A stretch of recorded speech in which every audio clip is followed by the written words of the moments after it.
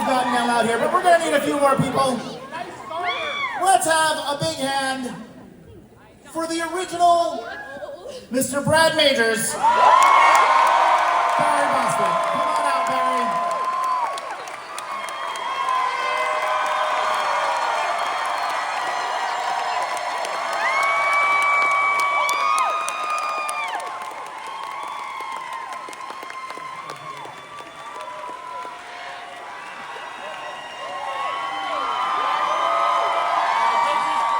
Oh, did they just call me an asshole?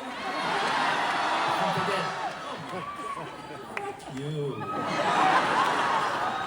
I love it. You all may know her as the original domestic Magenta.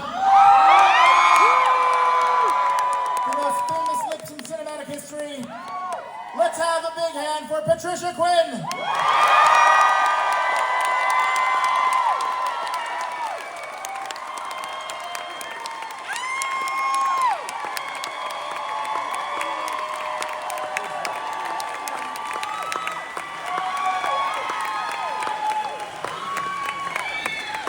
And now, ladies and gentlemen, let's have a big hand for the man of the hour, the original Dr. Frank and Furler, Tim Curry.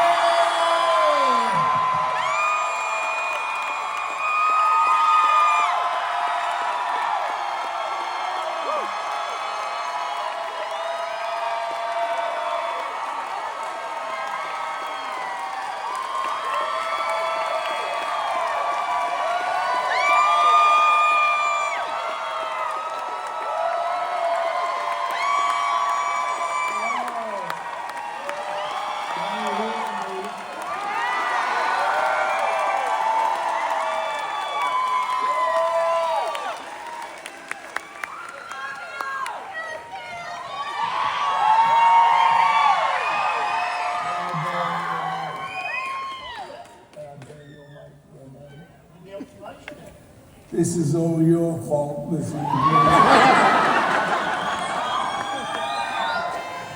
Thank you for being here. It's very thrilling.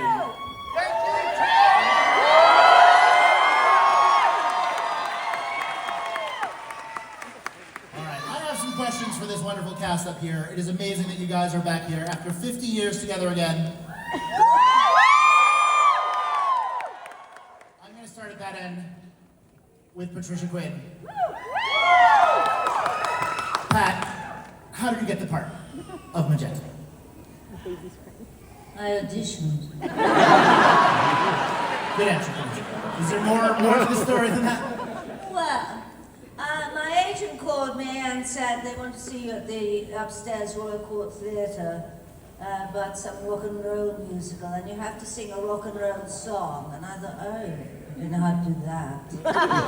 And then he said, so maybe something by Paul Anka, something like that. I said, all right. And I said, okay. I said, what is it about this musical? And he says, I think it's something to do with the circus. I said, oh, but he wasn't wrong. I have been in the circus ever since.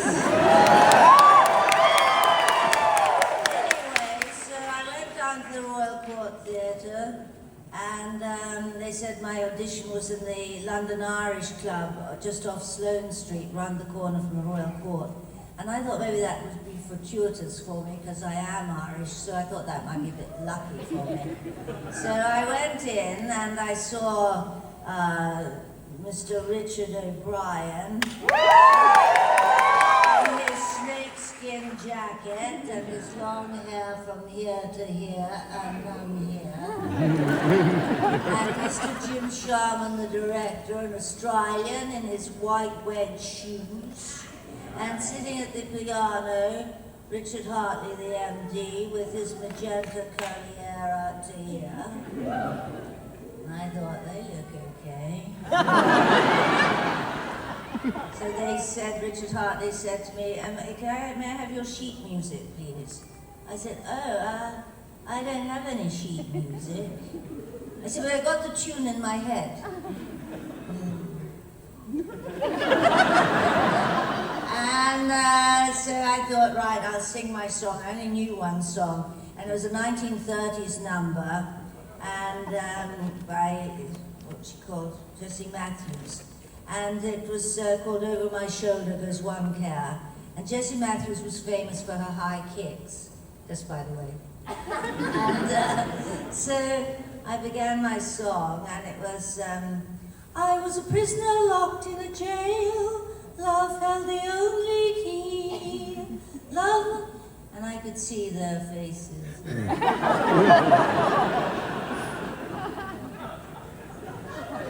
I didn't do the high kicks.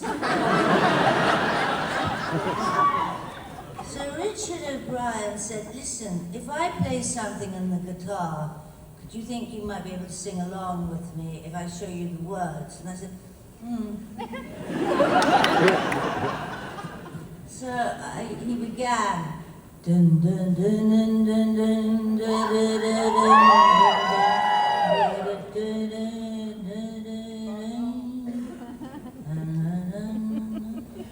I thought, oh my goodness, what a wonderful song. And I don't know why or how I thought that. I knew it was so special. And I went off down the King's Road, down amongst all the beautiful people of the King's Road in the early 70s, in a velvet flared trousers and a granny takes a trip jacket. And I thought, that song's brilliant. So I went home, and within half an hour my agent called and said, they want you. I said, wow, that's great. He said, just a minute, you haven't read the script yet. I said, I don't care, I heard a song. And he said, no, you go to the stage door of the Royal Court, you pick up the script and read it, Pat. I said, okay, because agents, didn't, 10% of 18 quid a week wasn't quite what they wanted. So anyway, I get the script, I go blah, blah, blah, and the script's hardly written. And the gent at 1, 2, 3, rubbish part, no. But the song. And so that was it. I just said, I'm doing it. And so I started rehearsals, and it was amazing. We started working. And then overnight, Jim Sharman said to Richard O'Brien, we need a song for you, Richard, Nell, and Pat, for the three of you, maybe something with a dance to it. And the next morning, Richard went home, sat up all night with Kimmy, his wife, and they wrote the Time Warp. And he comes in the next morning, hands us a Time Warp, and you think, what's that? Just a jump to the left, step to the right. But did I have to learn this? So at least it tells you how to do it. And the only other song like that was the Hokey Cokey. You put your right foot in, you put your right foot out, and here's the Hokey Cokey, and you shake it all about. It's clever of O'Brien, wasn't it? To tell you how to do it. No choreographer needed. And then the next thing was, we need a song for Janet, Richard. So he comes in the next morning with, touch you, touch you, touch me, I want to be dirty. Julie Covington said, I'm not singing that, that's disgusting. I said, I agree. Anyway, so that was that, we went on, and now we get to the dress rehearsal, and I'm making my ice cream tray for the usherette and the song, and we're rehearsing the dress rehearsal, and the ice cream tray full of glitter, which I threw the minute the song began, and the glitter was all over the place. And in those days, glitter was made of a kind of glass stuff that prickled and stuck to you. And at the time, my husband was playing Othello in the park, and the sheets were rather messy at the time. Anyway, and that dress rehearsal, Tim Curry got his high heels. Took off like, oh, you wouldn't believe. Woof. Pair of heels to a boy, and you never know what's going to happen. So we open, and it's amazing. Within the week, 2 weeks, we're the talk of London. It was extraordinary. And I'm coming up the stairs of the Royal Court, and there's Mick Jagger in the queue with Bianca, his girlfriend at the time, in her white trouser suit and cane, which was her attire in these days. And I walked by Jagger and her, and I nonchalantly, and I ran upstairs, and everyone was in the office, because we didn't have a dressing rooms, we just had one office to change in, and everyone was in there changing. And I said, Jagger's in! And everyone was just a bit nonplussed somehow.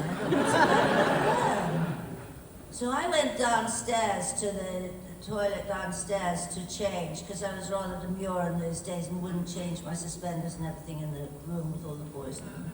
So I went downstairs and I was changing, and someone was in the shower.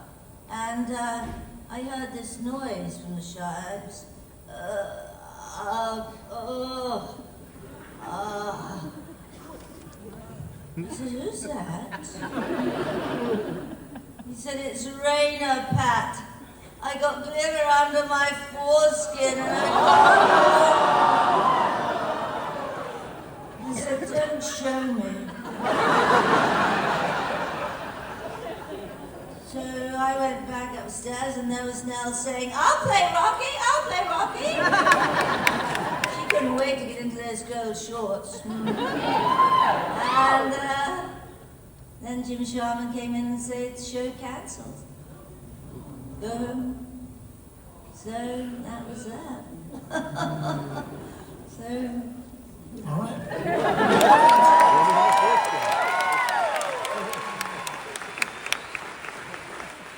Barry, how you doing? Huh? Tell us about joining the cast of the movie. Joining the cast. What? Yeah, I was in the movie. Yeah. Rocky Horror Picture Show. Yeah. You look familiar. I was Fox wanted to get a couple of Americans in it, I think, because they didn't trust that the Brits, could carry this movie. What's wrong with that? It's true. It's true. They got Susan Sarandon, who. She was the perfect slut. Speaking of sluts, thanks for coming tonight. How did I get the movie, you're asking? Yeah, okay. Susan and I went down and met them at the Roxy, where it was playing. And we met Richard O'Brien and I think Jim. And they thought, well, these are two possible things, but Richard said to me, well, we would like you, to do the part. And I said, I'm not so sure. I think, I'm a serious actor. This is, like something, and so he said, no, just take the script home and read it, and then we'll talk tomorrow. So I said, okay, I'll read the script. And about, I'm going to say page 57 or 58, Brad Majors is mounted by Tim Curry.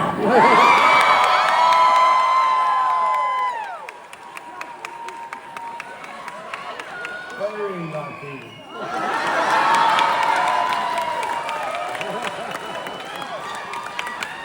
So I said, I'm in.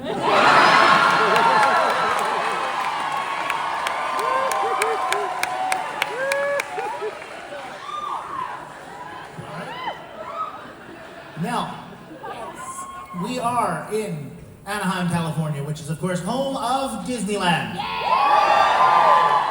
I have to ask about the Mickey Mouse ears. Where did that come from? Well, actually, I was staying with Tim in LA when he was doing the show at the Roxy.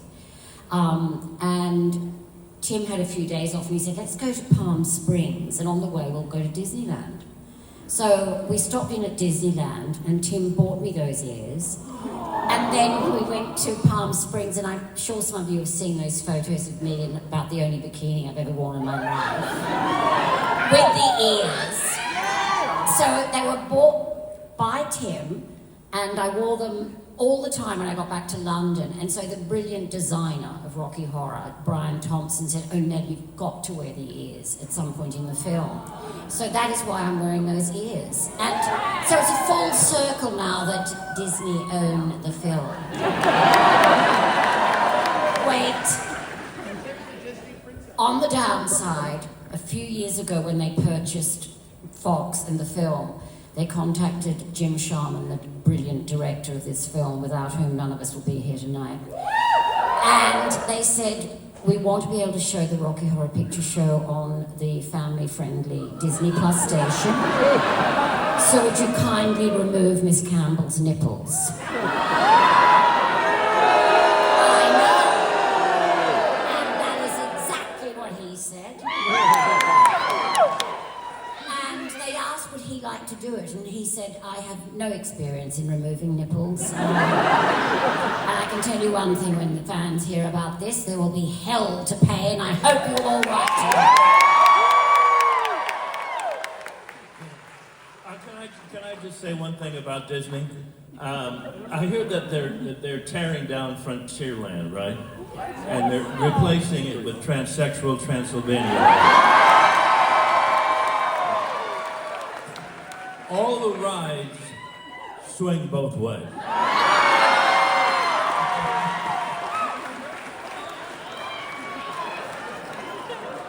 Can I just say, before the next question, because I'm hoping very much is for Tim, that the fact that when 52 years ago, Tim and Pat and I were in that little tiny show in the smallest theatre in London, an attic in fact, we had no idea the profound effect it would have on so many people and liberate and help so many people, and what it means to the LGBTQ plus community. It's just magnificent to hear your stories, and thank you all so much. Please introduce young children to it, because let's face it, this country is swung so far to the right, you need all the help you can get.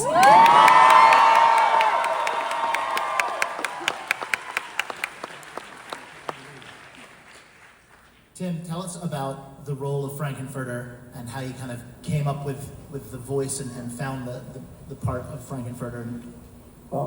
Well, originally in rehearsal, because he was called Dr. Frankenfurter, I played him with a German accent.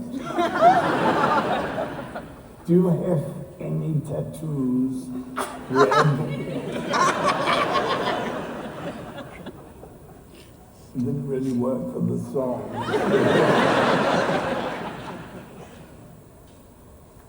I was on a bus one day in London going up the very same King's Road. I lived at the very bottom of it, which is called the New King's Road. And there was a woman on the bus in front of me who was very Knightsbridge, which is sort of upper class country, and she said to her friend, "Do you have a house in town or a house in the country?"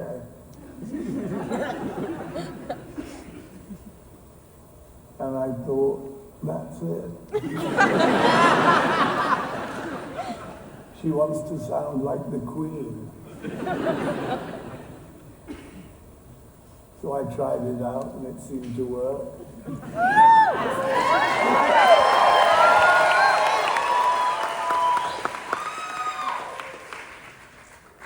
By the way, I hope you've all bought Tim's book, Vagabond. It's fantastic. You've got to get it and read it, because Tim has the gift of writing in the same way that he expresses himself speaking. So it's a real deep dive into the fabulous Tim Curry. So you all must buy it. It's a wonderful book. Thank you for that endorsement.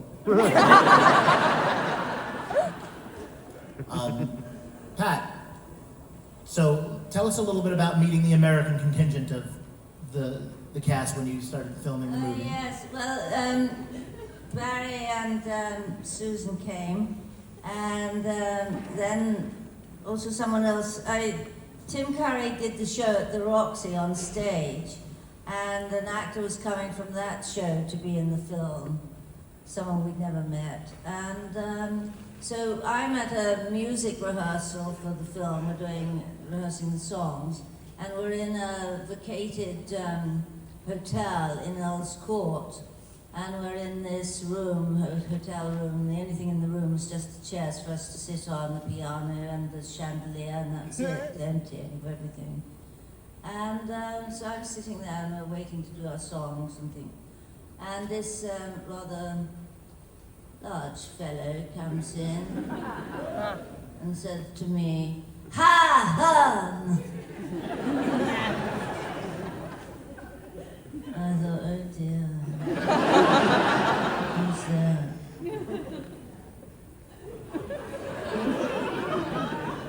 Anyway, we got up to rehearse and sing his song.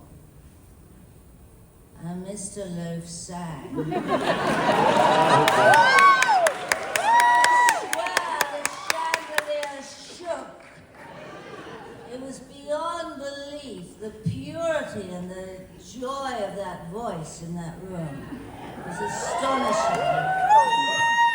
So, I mean, that was amazing. And then we're on the floor, we're on doing the set, we're on the set, we're filming, we're all working together, getting on with it. And the Loaf comes up to me and says, "I was voted the best kisser in my high school in Texas." I said, "Really? Well, one would have to sample that." So I proffered my lip, and he proceeded. And I said, "They were right. You are the best kisser in your high school in Texas."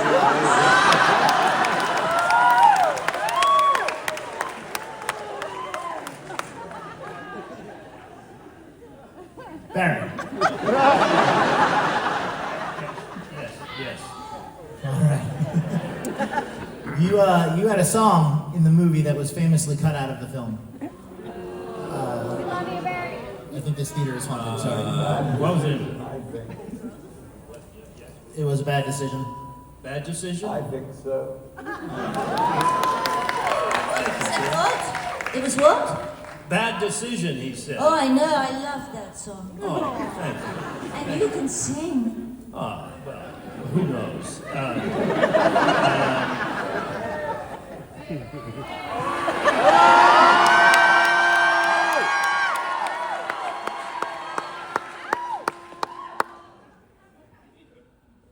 I'm not gonna.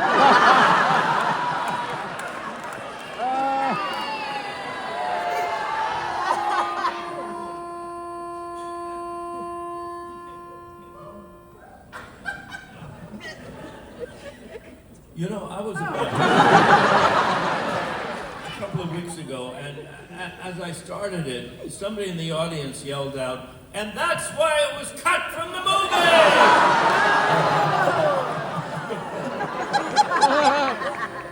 Once in a while, she don't want to call you, speaking on the telephone. And once in your life, she don't want to know you. You look around, the one you found, she is gone. And that's all the time.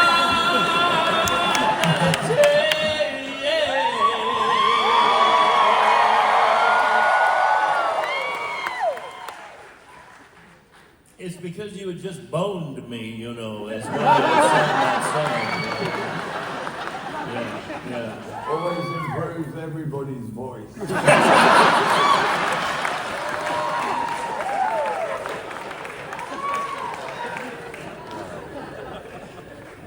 Nell, let's talk about the lasting legacy of Rocky Horror and how it's gone on for 50 years and is going to go on for another 50. I feel I've covered that by saying that. Thank you, my dear. Thank all of you. I consider all of us a family. The cast, the crew, the creative team, and all the fans. We are part of a Rocky Horror family. It's fantastic how much pleasure this film has brought to so many people, and I adore that you get such a kick out of it and dress in the costumes. And as I say, how it has helped so many people with their personal lives is magnificent. We didn't know this was going to have that effect, but what an incredible joy it is that it's meant so much. So thank you all very, very much.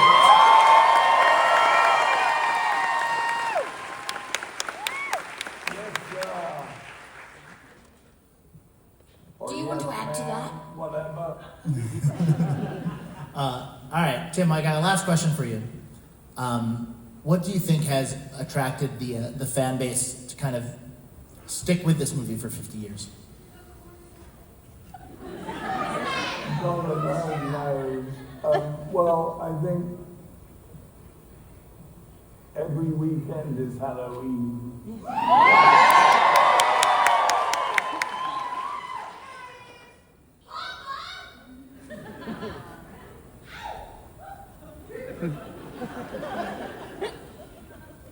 And the great songs, there's not a dud song in it. It doesn't take itself seriously. It's a celebration of all sexuality, heterosexual, bisexual, homosexual, transsexual, and cross-dressing. Let's not forget the cross-dressers who are still having a hard time coming out. Let's be frank. They are. Let's be frank and virgin.